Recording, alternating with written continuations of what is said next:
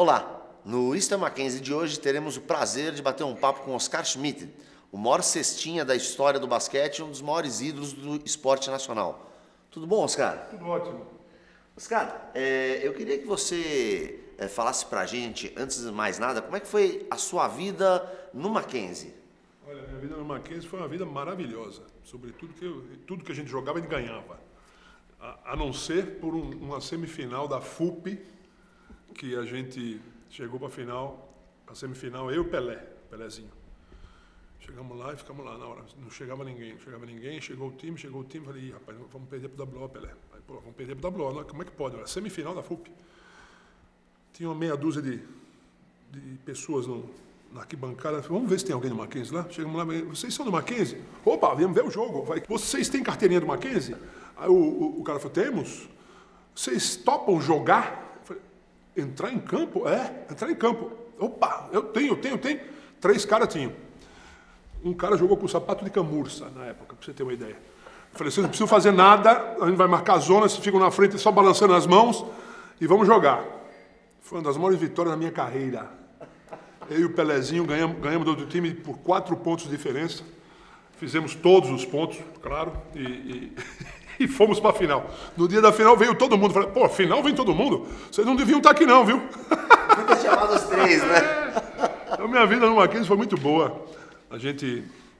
Pena que eu escolhi uma faculdade que eu não gostava de fazer. Administração, eu odiava desde o primeiro minuto, mas não tinha muita opção na época.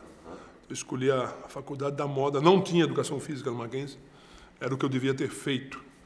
Mas valeu a pena. Depois fui para a Europa, praticamente esqueci.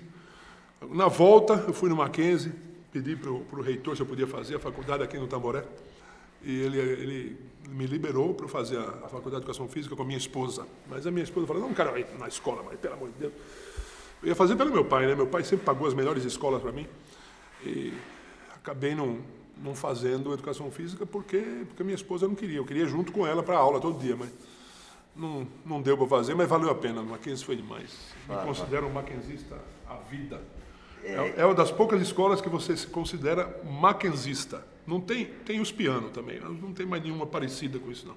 Isso é bacana, essa sensação que sobra nas pessoas é muito bacana. E acaba que a universidade também tem uma infraestrutura boa para o esporte, né?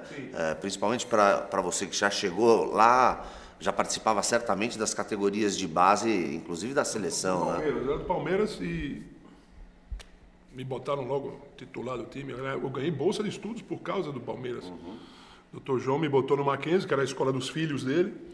Como eu coloquei meus filhos no Mackenzie, porque eu estudei lá, eu sei como é a escola rígida, com princípios morais ótimos. E de cara, jogando no Palmeiras juvenil, eu jogava no Mackenzie também. Teve uma vez que eu joguei 3 jogos um dia, hein? Eu joguei pelo Palmeiras juvenil, joguei pelo Mackenzie, joguei pela Olimpíada dos Imigrantes, no mesmo dia. Deu para jogar, eram de manhã, de tarde, de noite.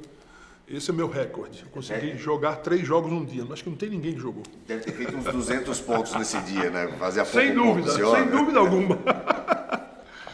E diz uma coisa, Oscar, e em sala de aula? Primeiro que esse homem não devia caber nas carteiras que a gente tem padrão, né? Precisa umas 3 cadeiras para esse homem. Segundo, como é que era? Era comportado, era irrequieto? Eu era bagunceiro mesmo. A gente sentava, eu e o Cadum, a gente ficou na mesma classe. E a gente sentava nas últimas cadeiras, e mesmo os professores ajudando, a gente faltava muito, porque a gente jogava com a seleção e tal, mesmo com isso a gente não conseguia embalar. Tanto que no 3º ano de administração fui para a Europa. Para fazer 3 anos eu estava no 6º ano, uma coisa desse tipo. E ainda bem, viu, porque eu não gostava mesmo do que eu estava fazendo, não ia servir para mim. De qualquer maneira, eu devia ter feito educação física, mas eu queria ficar no Mackenzie. Então, valeu pelo que durou. Claro. E guarda a lembrança de algum colega dessa época, professor? Sem dúvida. Como é que funciona? Sem dúvida. Guardo muita lembrança do Cadum, meu companheiro de classe. Depois jogamos juntos na seleção muitos anos. Ele se formou, porque ele ficou aqui no Brasil, acabou se formando em administrador de empresa, que é muito bom para ele. Hoje ele tem uma agência de viagens e ele administra a agência de viagem. Não é o meu caso, eu nunca tive agência de viagem, nem iria ter. Eu tinha que administrar só a minha carreira. Sobretudo o Cadu, eu lembro muito bem. E tem um carinho danado. Não tem empresa de viagem, mas viajou bastante a serviço do basquetebol, eu né? lembro de um professor terrível, o professor Borges. Você conhece o professor Borges? O professor Borges era o professor mais rígido da época e ninguém tirava nota alta com ele. O máximo que você tirar era um 6. Tudo que você escrevia, eu estudava 2 livros do Samuelson desse tamanho, não adiantava você estudar. Aí eu falei, vou fazer um negócio com esse professor aqui. Peguei ele, eram 2 perguntas a prova. E eu falei, vou escrever tudo errado. Escrevi, desenvolvi uma teoria que um negócio, ninguém entendia. Tirei 6. Saí mostrando minha prova, eu tirei 6. Sensacional.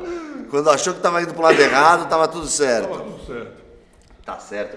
E você fala um pouquinho para a gente também desse período na Itália, né? Você foi jogar no basquetebol europeu? Isso. Se eu não me engano, se não me falha a memória, muito na Itália. E jogou também com o pai do Kobe, é isso? Joguei contra o pai do Kobe 10 anos. O pai do Kobe era um jogador excepcional. A gente disputava a artilharia do campeonato todos os anos. Ele sempre segundo, claro. E o Kobe Bryant me via jogar e bater no pai dele todos os dias. Menininho de 7, 8 anos. Consequentemente, ele cresceu vendo os jogadores que jogavam na Itália jogar. Que fala muito bem italiano.